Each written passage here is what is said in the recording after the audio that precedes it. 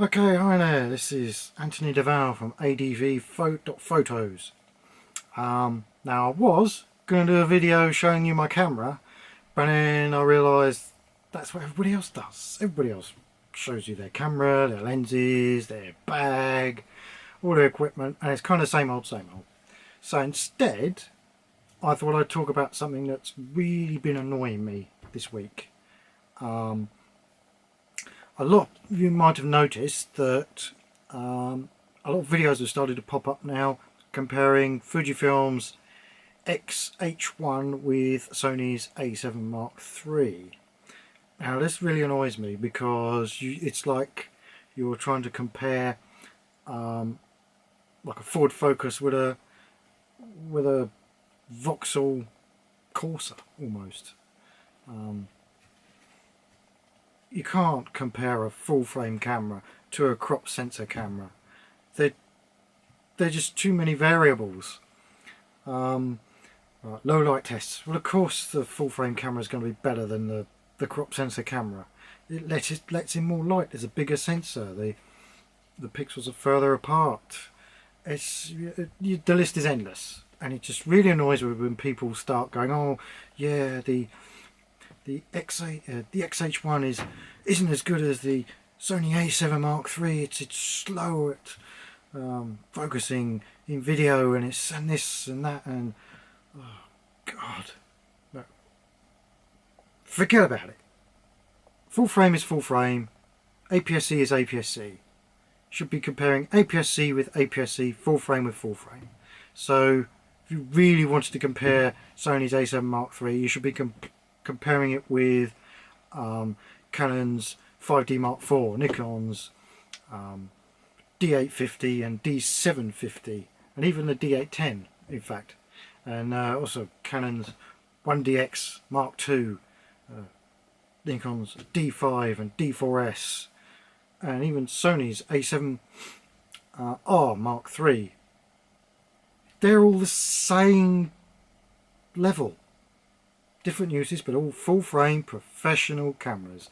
And I know they say the A7 Mark III is the entry level camera and it's £2,000 UK, and the Fujifilm's X-H1 is with the battery grip, which gives you all the other abilities that you need with a camera. So you get the faster focusing speed, you get more power, and you get longer 4K recording and HD recording, and a headphone jack, which you don't get with the body. That's not the same kind of camera. Yes, it's mirrorless, but it's crop sensor. Should be comparing it with the old crop sensor one, like the XT2, X Pro 2, and I don't know what Sony have got. But I do hear that Canon and Nikon are both going to bring out full frame mirrorless cameras soon, so the mirrorless market's going to certainly be interesting, if not this year then certainly next year.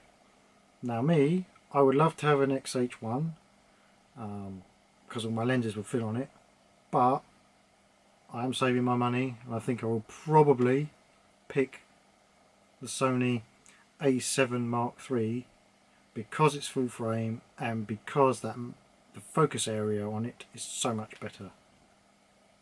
But it's a full frame camera, so it's going to be better. It's going to give you better results. And I just wish people would stop comparing crop sensor cameras to full frame cameras.